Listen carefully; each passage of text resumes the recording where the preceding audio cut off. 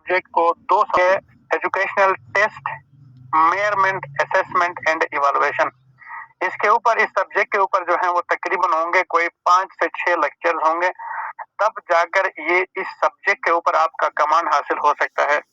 एक लेक्चर या 2 लेक्चर या 3 से ये कंप्लीट नहीं होगा। जो जरूरी चीजें हैं जिन्हें हर सूरत में एक टीचर को समझना चाहिए, क्योंकि जब भी हम बात करते हैं कि एक प्रोफेशनल टीचर की क्या कैरेक्टरिस्टिक होनी चाहिए, तो उसकी तीसरी कैरेक्टरिस्टिक, तीसरा नेशनल प्रोफेशनल स्टैंडर्ड यही है कि वो टेस्ट को जानता हो, असेसमेंट स्ट्रेटेजीज को जानता हो, इवैल्यूएशन के टेक्निक्स को जानता हो। ठीक है, तो फिर इनके बारे में हमें पढ़ना जरूरी है। और मोस्टली इंटरव्यू में असेसमेंट, टेस्ट, मेयरमेंट और इवैल्यूएशन के बारे में हर कैंडिडेट से पूछा जाता है। तो आज हम स्टडी करते हैं जनाब, डिस्कस करने की कोशिश करेंगे, अंडरस्टैंड करने की कोशिश करेंगे टेस्ट और टाइप्स ऑफ टेस्ट के हवाले से। उसके बाद फिर हम असेसमेंट की तरफ जाएंगे, फिर मेयरमेंट की तरफ जाएंगे, फिर इवैल्यूएशन की तरफ हम जाएंगे और इनको हम सारा डिटेल के साथ जो है ना अंडरस्टैंड करेंगे। तो सबसे पहले, अगर am I audible to you? Yes sir. मेरी आवाज आप लोगों को आ रही है? जी सर। जी सर। तो सबसे पहले आज हम बात करते हैं टेस्ट की। याद रखिएगा, याद रखिएगा, अगर हम सीक्वेंस सीरीज की हम बात करते हैं तो सबसे पहले टेस्ट आता है, उसके बाद मेयरमेंट आता है, उसके बाद असेसमेंट आता है, उसके बाद इवैल्यूएशन आता है। एक टीचर को इन 4 बेसिक टर्म्स के बारे में, इनके टाइप्स के बारे में, इनके बारे में डिटेल से जानने की जरूरत है। तो आज हमारा जो टॉपिक है वो है test. What do you mean by test? आप में से कोई बता सकता है कि व्हाट इज टेस्ट? सर मैं बता दूं? जी जी सादिया जी, शेरखान जी बोले। सर टेस्ट मतलब जो है उस चीज को कहते हैं जो बच्चों की मेमोरी में आया, जो पढ़ाया वो उनके मतलब मेमोरी में है या नहीं है, यानी उनकी एक जहनी सलाहियत को चेक किया जाता है कि आई थिंक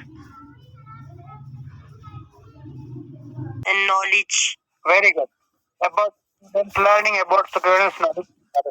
ठीक है, अगर हम टेस्ट को प्रॉपर डिफाइन करें तो हम कह सकते हैं, जिस तरह इस मैडम ने कहा कि टेस्ट क्या होता है, एक टूल है, एक टेक्निक है, एक मेथड का नाम है, एक प्रोसीजर है।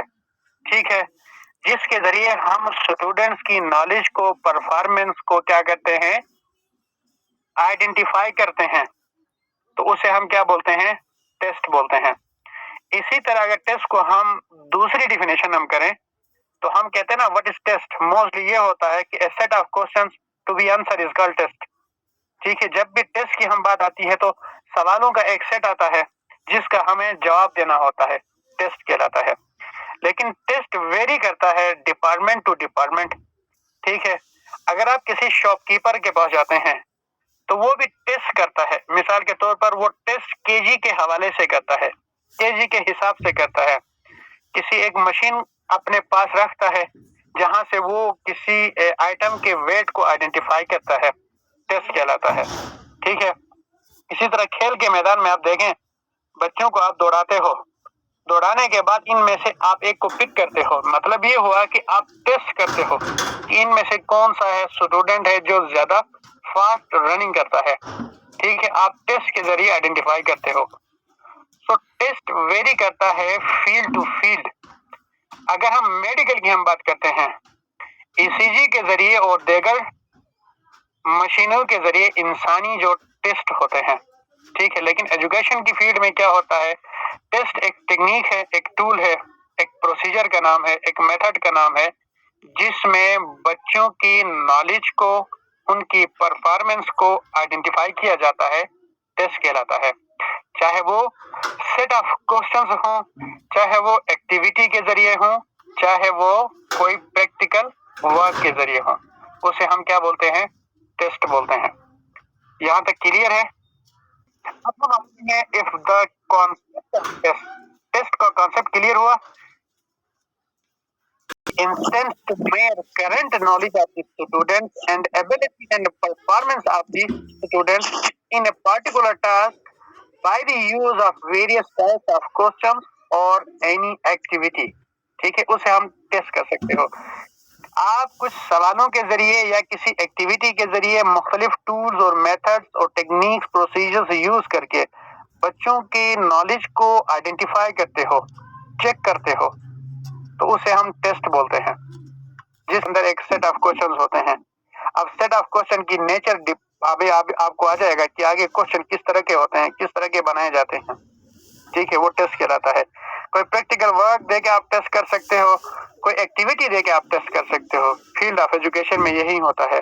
मेडिकल में आप मुख्तलिफ मशीनों के जरिए इंसानी जो पार्ट्स हैं उनको टेस्ट कर सकते हो, मुख्तलिफ टेस्ट जो कि वहां पर हो, उसे हम टेस्ट बोलते हैं। एक टेक्निक, एक टूल, एक मेथड, एक प्रोसीजर जिसके जरिए हम बच्चों की मौजूदा नॉलेज को या उनकी परफॉर्मेंस को या उनकी एबिलिटी को आइडेंटिफाई करते हैं, तो वो हमारा टेस्ट कहलाता है। अब हम आते हैं टाइप्स ऑफ टेस्ट। टेस्ट की कितनी किस्में हैं टोटल? आप में से कोई बता सकता है कि टेस्ट की कितनी किस्में हैं?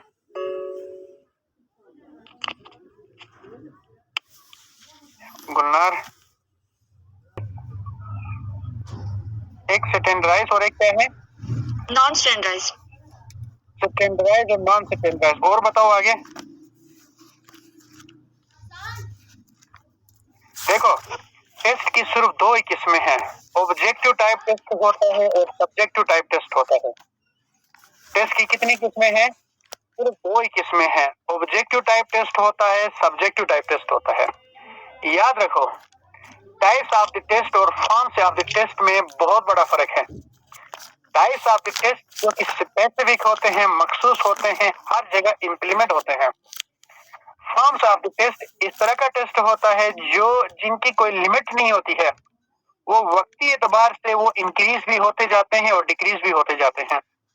जिस तरह उन्होंने कहा कि standardise test, non standardise test, teacher में टेस्ट, क्राइटेरियन डिफरेंस, स्टूडेंट में टेस्ट वगैरह वगैरह, ठीक है, इलेक्टिव टेस्ट, बेंचमार्क टेस्ट वगैरह वगैरह, इन सब को हम क्या बोलते हैं? फॉर्म्स ऑफ द टेस्ट बोलते हैं, टाइप्स ऑफ द टेस्ट नहीं बोलते हैं। फॉर्म्स ऑफ द टेस्ट ये होता है कि ये वक्त के साथ साथ बढ़ जाते हैं। मिसाल के तौर पर एक इंसान मेडिकल की फील्ड में अपनी चेकअप करवाता है। अब जब वो किसी इलनेस का शिकार हो जाता है, जब वो चेकअप करवाने जाता है, तो उसे नहीं पता होता है कि किस तरह के टेस्ट उसने करवानी है, ठीक है। अब डिपेंड करता है उस डॉक्टर के ऊपर, स्पेशलिस्ट के ऊपर, जो वो रिकमेंड करता है। वो जो रिकमेंड करता है वो फॉर्म्स ऑफ द टेस्ट में जाते हैं, वो टाइप्स ऑफ द टेस्ट में नहीं जाते हैं, ठीक है। याद रखिएगा कि सिर्फ टाइप्स ऑफ द टेस्ट कितने हैं? दो ही हैं, ऑब्जेक्टिव टेस्ट होता है और सब्जेक्टिव टेस्ट होता है। और याद रखो कि ऑब्जेक्टिव टेस्ट को फर्दर डिवाइड किया गया है 4 मेन पार्ट्स पर, ठीक है। हम मोस्टली ये समझते हैं कि ऑब्जेक्टिव टाइप टेस्ट का मतलब ये होता है कि आपके पास जो है वो एक एमसीक्यूज होगा। एमसीक्यूज के अलावा अगर कोई क्वेश्चन होती है तो हम समझते हैं कि ऑब्जेक्टिव नहीं है, हालांकि ऐसा नहीं है।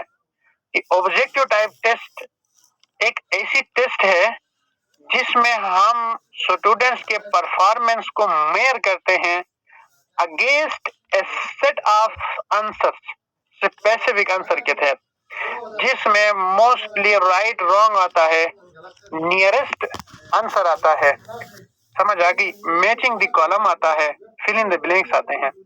ऑब्जेक्टिव टाइप टेस्ट को फर्दर 4 कैटेगरीज में डिवाइड किया है। नंबर 1 एमसीक्यूज है, नंबर 2 मैच द कॉलम है, नंबर 3 राइट एंड रॉन्ग है, number 4 fill in the blanks है। जब ये सारे क्वेश्चन कंबाइन हो जाते हैं तो ऑब्जेक्टिव टाइप टेस्ट कहलाता है, ठीक है। अब यहाँ पर मेरी बात सुना कि पहली बात एमसीक्यूज की है। एमसीक्यूज का मतलब जानते हो? एमसीक्यूज का मतलब होता है मल्टीपल चॉइस क्वेश्चंस। क्या होते हैं? Multiple choice questions. अब हर एमसीक्यूज के अंदर जो स्टैंडर्डाइज्ड हैं वो 4 हैं, ऑप्शंस हैं, ठीक है। और इनमें एक स्टेटमेंट होता है, और वो जो स्टेटमेंट होता है उसे हम स्टेटमेंट बोलते हैं, और जो नीचे राइट आंसर होता है उसे हम आंसर बोलते हैं, और जो राइट आंसर नहीं होते हैं, ठीक है, जिसे हम आम अल्फाज में ऑप्शंस बोलते हैं, जबकि एजुकेशन की जबान में उन्हें डिस्ट्रैक्टर्स बोलते हैं। क्लियर हो गया? क्या आपको डिस्ट्रैक्टर का मतलब समझ आ गया? Yes, डिस्ट्रैक्टर किसे बोलते हैं? Wrong option. डिस्ट्रैक्टर किसे बोलते हैं? नहीं, डायरेक्शन से वेरी हट गुड। जाओ। वो जो ऑप्शन होते हैं, रॉन्ग ऑप्शन आप नहीं कहते, ऑप्शन होते हैं, तो हम क्या बोलते हैं? सुने, वो जो ऑप्शन होते हैं उसे हम क्या बोलते हैं? डिस्ट्रैक्टर बोलते हैं। और जो राइट आंसर होता है उसे हम आंसर बोलते हैं। और वो जो ऊपर क्वेश्चन होती है या स्टेटमेंट होता है उसे हम क्या बोलते हैं? स्टेटमेंट बोलते हैं। उसे हम एमसीक्यूज बोलते हैं। ठीक है, इनको हम क्या बोलते हैं? एमसीक्यूज बोलते हैं। जब हम बात करते हैं एमसीक्यूज की, तो स्टैंडर्डाइज्ड 4 है, यानी मतलब ये हुआ कि टोटल 4 ऑप्शंस होनी चाहिए। इनमें से एक राइट आंसर होगा और 3 डिस्ट्रैक्टर्स होंगे। ठीक है, उसके बाद मैचिंग द कॉलम की हम बात करते हैं। मल्टीपल चॉइस क्वेश्चन आप बनाते होंगे, आप फिर मल्टीपल चॉइस क्वेश्चन के कुछ अपने रूल्स होते हैं। ठीक, वो रूल्स क्या हैं? एमसीक्यूज कैसे बनाना चाहिए? एमसीक्यूज बनाने के 14 रूल्स हैं। जब तक आप इन 14 रूल्स को अप्लाई नहीं करते हैं, आप जो क्वेश्चन बना रहे होते हैं वो इफेक्टिव नहीं कहलाता है। क्वेश्चन तो होगी लेकिन वो इफेक्टिव नहीं होगी।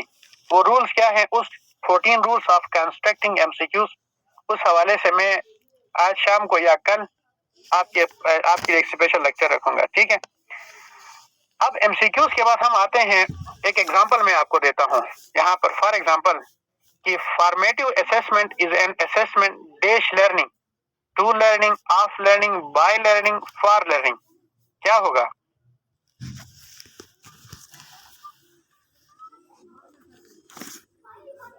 कोई बता सकता है?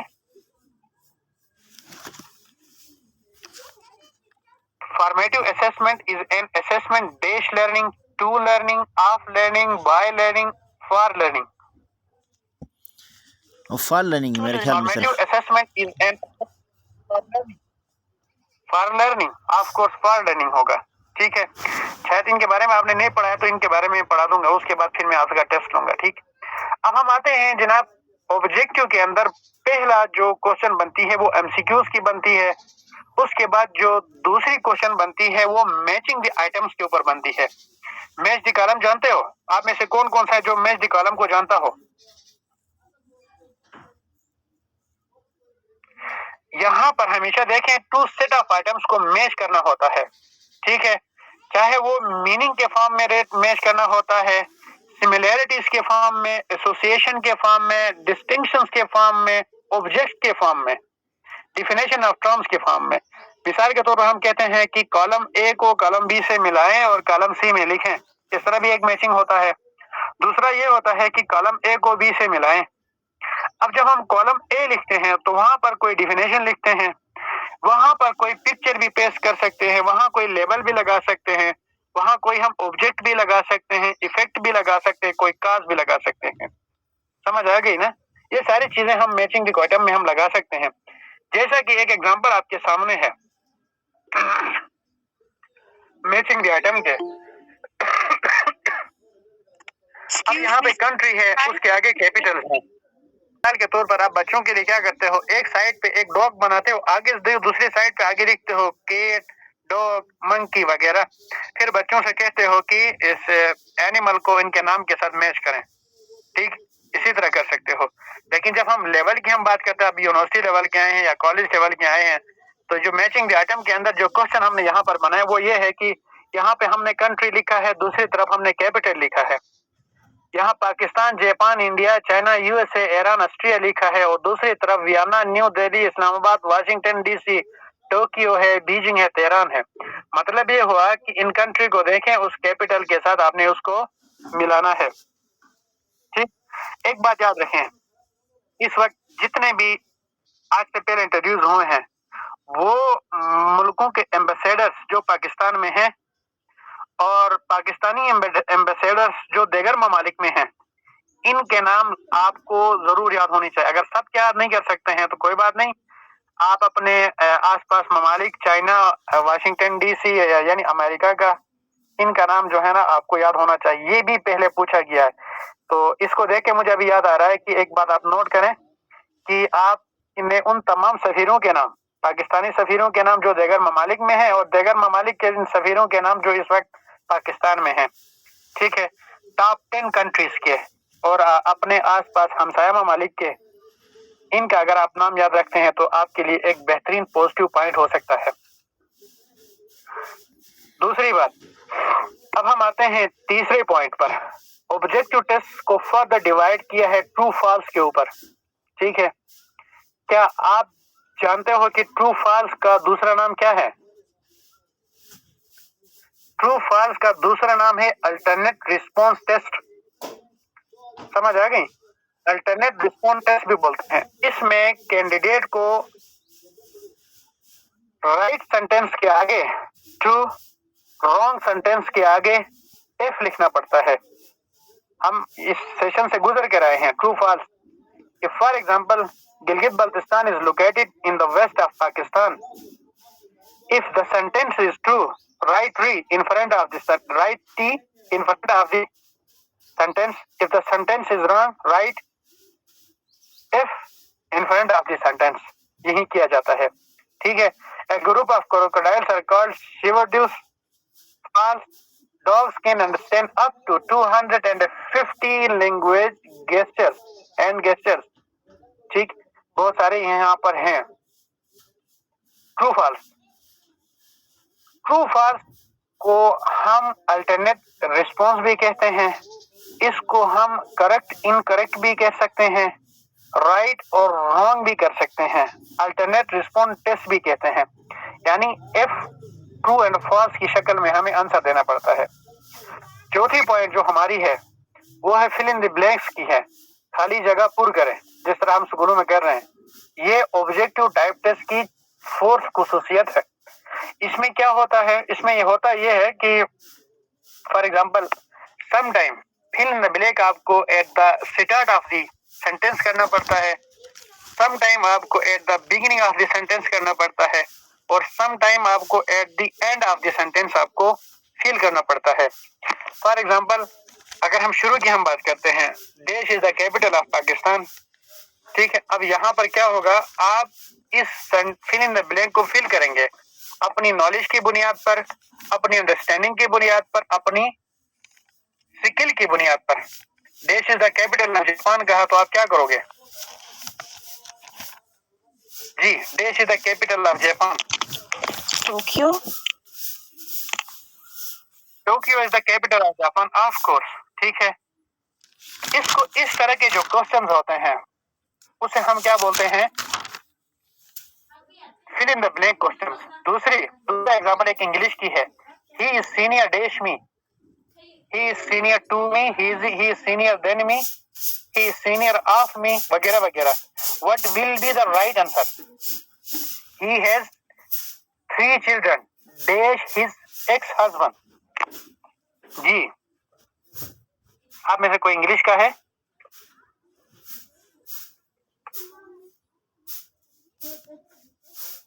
आप में से कोई इंग्लिश का है?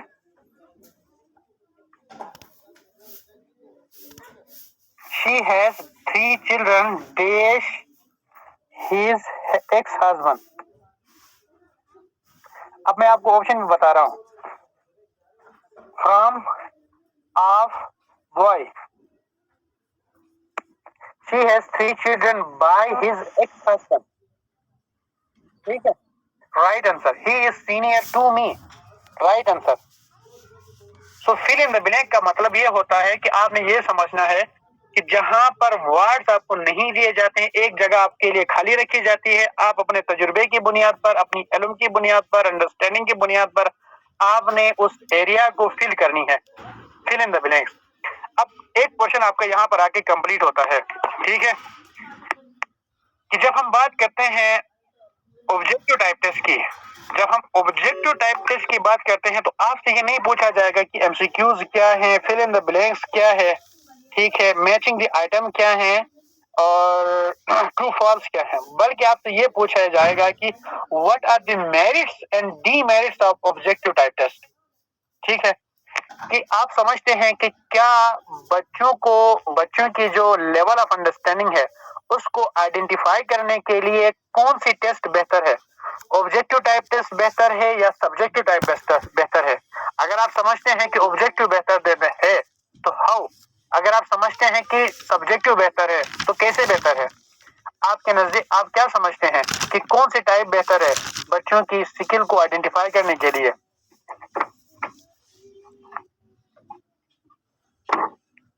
आप में से कोई बता सकता है?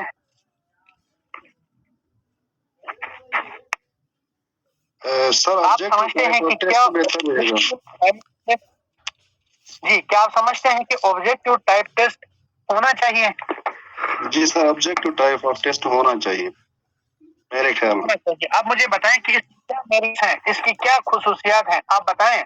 इंटरव्यू में ये पूछा जा सकता है। आपका कॉन्सेप्ट इन के बारे में क्लियर है कि ऑब्जेक्टिव टाइप टेस्ट क्या होता है? ऑब्जेक्टिव टाइप टेस्ट एक ऐसा टेस्ट होता है जो ऑन दी स्पॉट अंडरस्टैंडिंग की बुनियाद पर, फैक्चुअल इंफॉर्मेशन की बुनियाद पर आपको सोल्व करना होता है, जहां पर आपको ना कोई रीजनिंग स्किल देनी पड़ती है, ना आपको डेप्थ इंफॉर्मेशन चाहिए, बल्कि ये डिपेंड करता है आपकी रोट लर्निंग और अंडरस्टैंडिंग के ऊपर। समटाइम एप्लीकेशन बेस्ड एमसीक्यूज होते हैं। अब यहाँ पर देखें कि जब हम मेरिट्स की हम बात करते हैं कि what are the merits of objective type test, ठीक है, मेरिट्स ये है कि दुनिया के अंदर जो डेवलप्ड एजुकेशन सिस्टम रखते हैं, मसलन फिनलैंड, अमेरिका, ऑस्ट्रेलिया, यहाँ पर किसी भी बच्चे को किसी भी यूनिवर्सिटी में एडमिशन देने से पहले उन्हें ऑब्जेक्टिव टाइप टेस्ट से गुजरना पड़ता है। वो जो ऑब्जेक्टिव टाइप टेस्ट से नहीं गुजरेगा वो किसी भी इदारे में एडमिशन नहीं ले सकता है। इसलिए अमेरिका के अंदर ऑब्जेक्टिव टाइप टेस्ट को स्टैंडर्डाइज्ड टेस्ट कहा जाता है।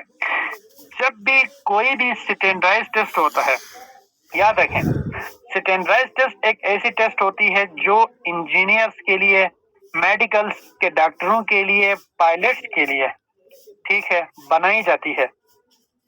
उनको सबसे पहले कहां से गुजारा जाता है? एमसीक्यू से गुजारा जाता है, क्योंकि एमसीक्यूज आपकी रोट लर्निंग के साथ साथ आपकी इन डेप्थ अंडरस्टैंडिंग को भी आइडेंटिफाई करती है। अंडरस्टैंडिंग ऑफ द क्वेश्चंस को समझना, राइट आंसर को समझना और फिर उसको उसके साथ मैच करना, करीबी आंसर को देखना, ठीक है, जो सबसे ज्यादा क्लियर है, उसे भी क्या कहते हैं, यानी एक मेरिट है, क्योंकि इंटरनेशनल स्टैंडर्ड की है। आप में से कोई कोर्सेरा के अंदर अगर कोई कोर्स करता हो, कोर्सेरा क्या है? एक इंटरनेशनल प्लेटफॉर्म है इस वक्त, जहां से मुख्तलिफ किस्म के स्टूडेंट्स जो हैं वो मुख्तलिफ किस्म के सर्टिफिकेट ऑनलाइन हासिल करते हैं और दुनिया के 1000 डेवलप्ड कंट्रीज की यूनिवर्सिटियां ये कोर्सेरा ऑफर करती हैं। मैं खुद इस कोर्सेरा में रजिस्टर हूँ। हफ्ते का कोर्स, 10 हफ्ते का कोर्स, 5 हफ्ते का कोर्स ये जो ऑफर करती हैं, ठीक है। और इन का कोर्स जब आप कंप्लीट करते हो तो ये जब आप कोर्स कंप्लीट करते हो तो at end of the course ये भी आपका ऑब्जेक्टिव टाइप टेस्ट लेते हैं। जब तक आप ऑब्जेक्टिव टाइप टेस्ट को सही अटेम्प्ट नहीं करोगे आपको सर्टिफिकेट नहीं मिलता है। इसलिए इसकी सबसे बड़ी मेरिट ये है कि ये एक इंटरनेशनल स्टैंडर्ड की है, ठीक है, यानी एमसीक्यू जो हम बनाते हैं, अगर हम 14 रूल्स को फॉलो करके एमसीक्यूज बनाते हैं तो ये इंटरनेशनल स्टैंडर्ड की है। अगर आप इसको फॉलो नहीं करते हैं, अगर आप जस्ट रोट लर्निंग को फोकस करते हैं, कॉपी पेस्ट को फोकस करते हैं, फिर इसका जो स्टैंडर्ड है वो खत्म हो जाता है, ठीक।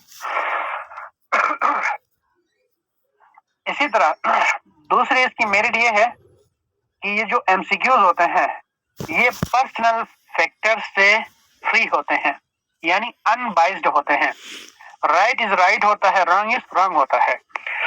इसकी दूसरी खासियत ये है कि बाइज्ड फैक्टर से पास होते हैं। मिसाल के तौर पर एक बात याद रखें, अगर आप कोई सब्जेक्टिव पेपर बनाते हो, वो सब्जेक्टिव पेपर आप चेक करेंगे 100 नंबर का, और वो सब्जेक्टिव पेपर मैं चेक करूं, दूसरे कैंडिडेट से चेक करवा दें, तीसरे कैंडिडेट से चेक करवाते हैं, क्या होगा?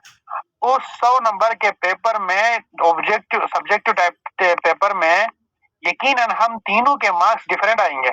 आएंगे कि नहीं आएंगे? मैं अगर 50 लगा दूंगा, आप 60 लगाएंगे, कोई 65 लगाएगा। मतलब ये हुआ कि ये बाइस्ड होता है, पर्सनल फैक्टर से पाक नहीं होता है, जो सब्जेक्टिव होता है जिसे लिखना पड़ता है।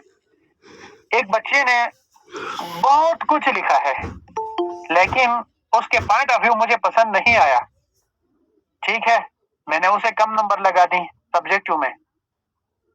ठीक इसी तरह एक बच्चे ने कुछ भी नहीं लिखा है, लेकिन चंद सेंटेंसेस लिखे हैं और इसके पॉइंट ऑफ व्यू मुझे पसंद आ गया।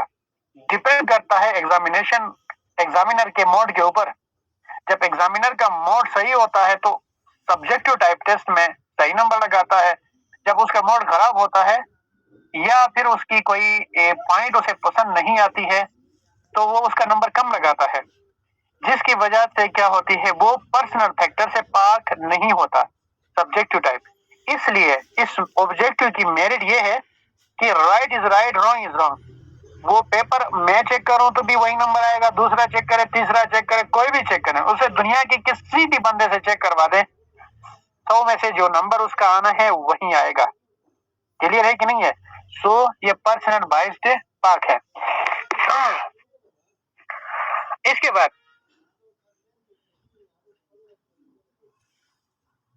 इंटेलेक्चुअल गेस भी तब रखता है जब आपके पास कोई बैकग्राउंड नॉलेज हो, आपके पास कोई एक्सपीरियंस हो, आपके पास कोई कहीं ना कहीं से कोई ना कोई रिलेशन रहा हो, कहीं ना कहीं से आप उस टॉपिक से गुजर चुके हो, ठीक है, तो उसे हम क्या बोलते हैं? Intellectual guess. मोस्टली हम क्या करते हैं, हमारे कैंडिडेट एग्जाम में बैठ जाते हैं और वो समझते हैं कि उन्होंने राइट ऑप्शन पे क्लिक किया है, ठीक है, लेकिन जब वो पेपर से बाहर आते हैं तो मोस्टली उनके जो आंसर होते हैं वो गलत हो जाते हैं। उनका इंटेलेक्चुअल गेस क्या होता है? सही नहीं होता है। इसकी वजह क्या होती है? इसके गो थ्रू किया है, आपने उसको पढ़ा है, तो आपका इंटेलेक्चुअल गेस है ना, वो सही लग सकता है। So these are the merits of objective type test. तीसरा इसकी मेरिट ये है कि ये स्कोरिंग के लिए इजी है, इसे जल्दी में चेक किया जा सकता है, मशीनों के जरिए चेक की जा सकती है, और देगर आप अपने एक हेल्पर रख के की बना के आप अपने असिस्टेंट से भी चेक करवा सकते हैं, ठीक है। तो ये है। और दूसरा इसकी डी मेरिट क्या है? डी मेरिट की अगर हम बात करते हैं तो ये डिस्करेज करती है थिंकिंग को, आपको ज्यादा सोचने की जरूरत नहीं पड़ती है, ऑब्जर्वेशन को, ठीक है, तो क्रिएटिविटी को ये डिस्करेज करती है, रीजनिंग स्किल को डिस्करेज करती है। मोस्टली आप देखें जनाब, बहुत सारे कैंडिडेट वो पास होते हैं जिन्होंने पूरे साल नहीं पढ़ा, लेकिन लकली 5% लकली वो आगे आ गए, ठीक है, और उन्होंने अच्छा स्कोर किया। और जिन्होंने साल भर मेहनत की, पढ़ना शुरू किया, लेकिन वो आगे नहीं बढ़ सके। मतलब ये हुआ कि डिस्करेज करता है थिंकिंग को, अंडरस्टैंडिंग को, बैकग्राउंड इन्फॉर्मेशन को, वगैरह वगैरह, ठीक। इसके और भी बहुत सारे हैं। इसमें ये होता है कि नो रीजनिंग पावर आता है, नो डेप्थ ऑफ नॉलेज आता है, ठीक है, वगैरह वगैरह। अब हम आते हैं जनाब सब्जेक्टिव टाइप टेस्ट के ऊपर। आप लोग मुझे सुन रहे हैं ना? गुलनार, आपको आवाज आ रही है? फैज? यस सर, आवाज आ रही। Carry on sir. अब okay, objective type test clear हो गया कि उसको हमने फर्दर 4 टेस्ट में कैटेगराइज किया है, और उसके बाद हमने उसकी मेरिट्स को देखा, उसके बाद हमने उसकी डी मेरिट्स को देखा। उसके बाद हम आते हैं जनाब सब्जेक्टिव टाइप टेस्ट के ऊपर। अब सब्जेक्टिव टाइप टेस्ट क्या होता है?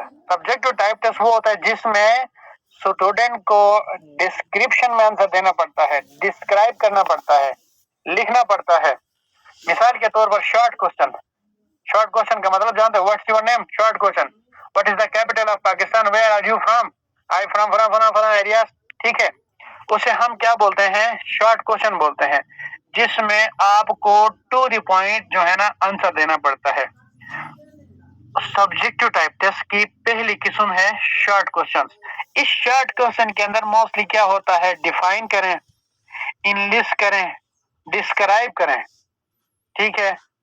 इस तरह के जो है ना सेंटेंसेस जो है वो हम यूज करते हैं, यानी डिफाइन करें फिजिक्स क्या होता है, डिफाइन करें केमिस्ट्री क्या है, डिफाइन करें बायो क्या है, वगैरह वगैरह चीजें जो है ना वो इसी के अंदर हम डिस्कस करते हैं। उसके बाद इसकी जो दूसरी किस्म होती है वो है ओपन इंडेड क्वेश्चन। देखिए यहाँ पर दो लफ्ज इस्तेमाल हुए हैं, एक होता है ओपन, एक होता है इंडेड। ओपन इंडेड क्वेश्चन, एक होती है ओपन क्वेश्चन बट इंडेड। मतलब ये हुआ कि define the importance of educational psychology, ठीक है। Your answer must not be maximise more than 500 words, ठीक। यानी मतलब ये हुआ कि एजुकेशनल साइकोलॉजी की अहमियत को बयान करें, आपका जवाब जो है वो 500 अल्फाज से ज्यादा नहीं होना चाहिए, ठीक है। मतलब आपने क्या कर दिया, इंड कर दिया। इस तरह की कोई क्वेश्चन अगर आपको नजर आती है तो उस क्वेश्चन का नाम है ओपन इंडेड क्वेश्चन। या हम इसके अंदर यह भी लिख सकते हैं कि गिलगित बल्तिस्तान की अहमियत पाकिस्तान के लिए कितनी है, 10 लाइनों में जवाब दें। मतलब ये हुआ कि आपको इसका जवाब सिर्फ 10 लाइनों में देना है। अगर आप 11वीं लाइन में लिखते हैं, कोई जवाब लिखते हैं, तो वो चेक नहीं की जाती है, आपको लिमिट किया जाता है, ठीक। जहां पर आपको रिस्ट्रिक्टेड किया जाता है, इसलिए इस क्वेश्चन का दूसरा नाम, ओपन इंडेड क्वेश्चन का दूसरा नाम है रिस्ट्रिक्टेड क्वेश्चंस, ठीक। रिस्ट्रिक्टेड क्वेश्चंस, जहां पर आपको अल्फाज में रिस्ट्रिक्टेड किया जाता है, जहां पर आपको लाइनों में रिस्ट्रिक्टेड किया जाता है। मसलन 100 अल्फाज से ज्यादा आंसर नहीं होना चाहिए, या फिर 10 लाइनों से ज्यादा नहीं होना चाहिए, 3 लाइनों से ज्यादा नहीं होना चाहिए। इस तरह की कोई क्वेश्चन आप अपने लाइफ से गुजर चुके होंगे, आपने एक्सपीरियंस किया होगा। अच्छा तीसरी सर, टॉपिक उसका देखें सर जी सर, आवाज आ रही है, मैं सुन रहा हूँ। अच्छा पहले हिरा ने हैंड रेज किया, वो पूछें फिर मैं बाद में पूछ लूंगा। सर ये क्लोज एंडेड क्वेश्चन नहीं है जिनकी आप बात कर रहे हैं, जिन्हें रिस्ट्रिक्ट किया जाता है। क्लोज एंड, जी जी, मैं भी यही पूछने वाला था सर से। ये क्लोज एंडेड है शायद सर। सर ये इसमें जो है ना वो क्वेश्चन ऐसे टाइप जो क्वेश्चन होते हैं उसके दो टाइप्स होते हैं, एक ओपन इंडेड क्वेश्चन होता है, एक क्लोज इंडेड क्वेश्चन होता है। तो इसमें आप जो है ना वो नाम आगे पीछे हो गया है। जो क्लोज इंडेड क्वेश्चन होते हैं ना उसको रिस्ट्रिक्टेड रिस्पॉन्स भी कहते हैं, जो उसका हमने जो है ना विद इन लिमिट जो है ना उसको आंसर रिस्पॉन्स देना है। जबकि जो बॉन्ड हो जाते हैं, जबकि ओपन इंडेड जो है ना वो एक्सटेंडेड रिस्पॉन्स कहते हैं, जिसको ओपन इंडेड एक्सटेंडेड, जिसमें जो है ना लार्ज डिटेल ऑफ आंसर होता है। ओपन एंडेड क्वेश्चन होता है, इसे टाइप क्वेश्चन होता है, एक्सटेंडेड क्वेश्चन, ये सारे ठीक हैं, यही होता है। मैंने क्या कहा था,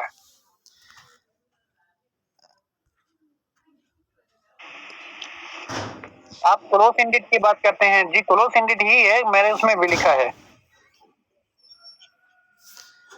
मेरे ख्याल में सर आप आगे पीछे बता रहे थे, इसलिए वो नाम में जो ना, लेकिन आपका कंसेप्ट सही था, लेकिन वो बताने में थोड़ा वो हो रहा था सर, नाम में जो है ना वो। अच्छा कोई ठीक है, ठीक हो गया, बस मुझे अभी समझ आ गया, ठीक है। यानी क्लोज इंडेड क्वेश्चन एक होता है, ओपन इंडेड क्वेश्चन अलग है। और याद रखो, जो ओपन इंडेड क्वेश्चन है उसका दूसरा नाम इसे टाइप क्वेश्चन भी है, एक्सटेंडेड क्वेश्चन भी है, ठीक है। क्लोज इंडेड क्वेश्चन है, उसका रिस्ट्रिक्टेड क्वेश्चन भी हम कह सकते हैं। ये 3 है, ठीक है। उनको अल्टरनेट जो उनका नाम हम दिया जाता है ना कि close ended question, restricted question, और तीसरी जो है वो इसे टाइप क्वेश्चन, या ओपन इंडेड क्वेश्चन, या फिर एक्सटेंडेड रिस्पांस क्वेश्चन, या डायरेक्टली आप एक्सटेंडेड क्वेश्चन भी कह सकते हैं, ठीक है। जिस तरह हम कहते हैं कि लिखें, जितना आपके पास टाइम होता है उतना लिखें, ठीक है। किसी चीज के ऊपर आपको टाक ऑन करना पड़ता हो, किसी चीज के ऊपर आपको रेशनलाइज योर आंसर करना पड़ता है, या किसी चीज के ऊपर आपको कमेंट करना पड़ता है, if yes how, if know how का आंसर देना पड़ता है।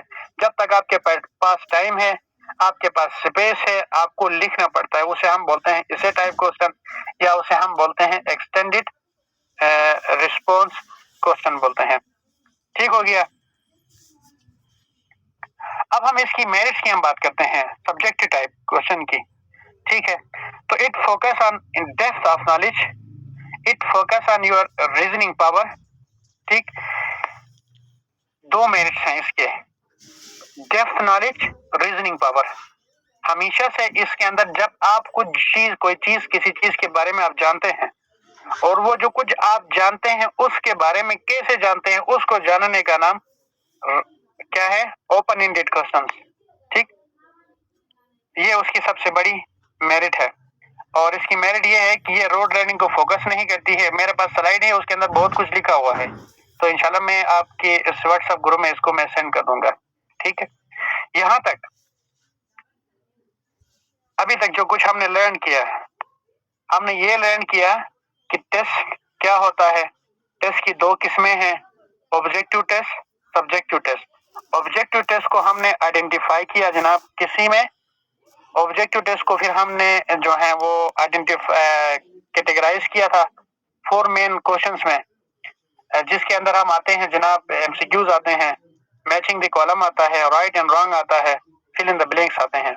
ठीक है, और उसके बाद फिर हमने हमारा जो दूसरा टॉपिक था वो है सब्जेक्टिव टाइप टेस्ट।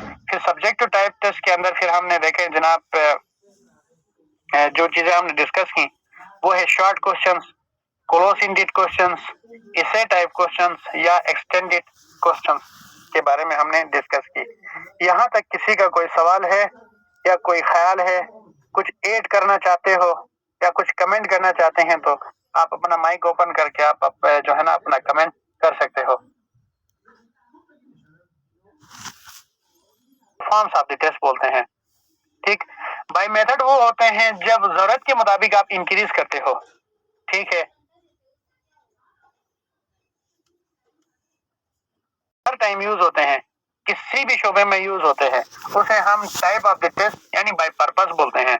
और ये जो टेस्ट हम यूज कर रहे हैं, यकीन करें हम जब पेपर बना रहे होते हैं, जो चीजें आज हमने डिस्कस की वो सारे यूज करते हैं।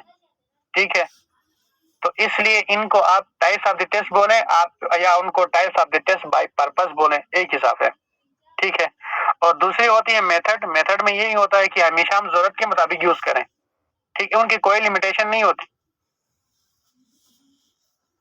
बहुत सारी चीजें इस तरह पढ़ कर। ठीक है,